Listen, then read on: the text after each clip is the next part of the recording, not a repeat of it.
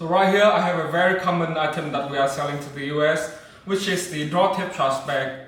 And the one we have here is 13 gallon, a very common size of the US market.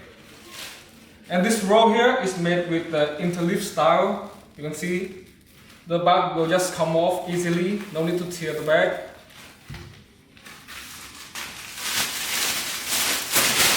You can see the bag when it's fully open. It's 30 gallon, very common.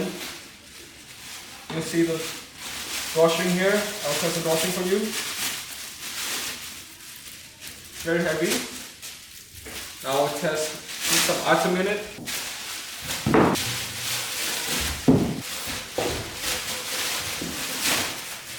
You see the string is very strong.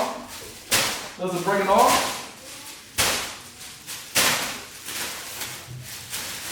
This is almost 10 kg. So it's very strong.